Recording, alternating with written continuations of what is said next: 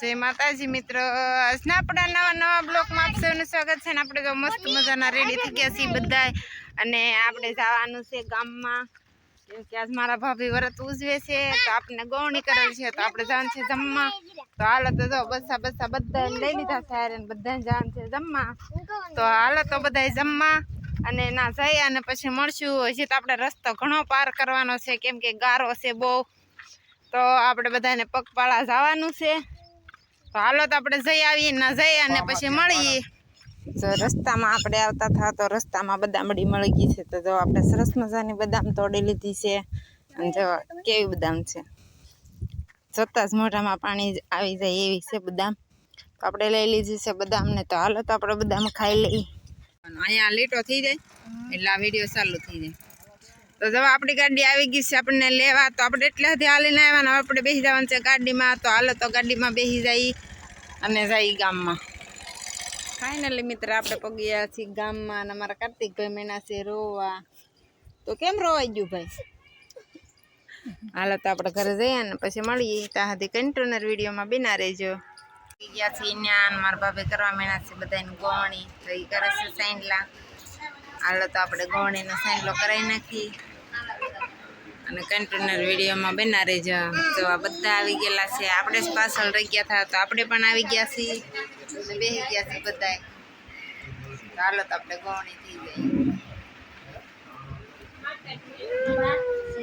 આપણે સન્માન ચાલુ થઈ ગયું છે, અને જો આપણે બધા છોકરીઓ બધી પીરસવા માંડી છે. હવે આપણે બેસી જવાનું છે જમવાનું. જોઈ શકો છો આ છે જમવાનું: ખીર, પૂરી, લાડવા, ગાંઠિયા, શાક. બધા બેસી ગયા છે, આપણે પણ બેસી જવાનું છે. તો હાલો તો બધા જમવા. હવે ખાઈ જાજો હો. બસ એ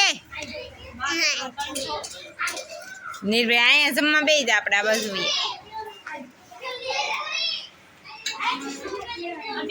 હાલો તો આપણે જમી કાઢી લીધું છે, અને બધું કામ પણ રેડી થઈ ગયું છે. તો હવે આપણે જવાનું છે ઘરે. તો આપણે જઈશું ઘરે. તો હાલો તો જોઈ શકો છો બધા નીકળી ગયા છે, ને આપણને સનેડો લઈને મૂકવા આવે છે. તો આપણે બેસી જવાનું છે સનેડામાં. તો હાલો તો આપણે સનેડા બેસી જઈએ.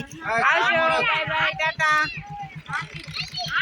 ફાઇનલી મિત્ર આપણે પહોંચી ગયા છીએ ઘરે, અને આપણે ઘરે પહોંચી ગયા છીએ. તો હવે આપણે લાઇટ આવી ગઈ છે, તો આપણે પાણી ભરવાનું છે. તો આપણે હાંધા કરવાના છે. તો આપણે હાલો તો લાઈન પાથરીને લાઈનના હાંધા કરી નાખી, પાણી ભરી લઈ. કેમ કે વરસાદ આવે છે એટલે લાઇટનું બહુ કંઈ નક્કી રહેતું નથી, ક્યારે વહી જાય ને ક્યારે આવે, એટલે આપણે પાણીનો ટોક રાખવો પડે છે. એટલે આપણે જો મારા જે ભૂંગળા ફેરવે છે, અને આપણે મોટર ચાલુ કરવાની છે. હાલો તો એ હાંધા કરી નાખે. ક્યાં વાંચ્યું, ક્યાં પડ્યું? હાલો તો આપણે વાંક્યું લઈ આવી, પછી મોટર ચાલુ કરી દઈએ.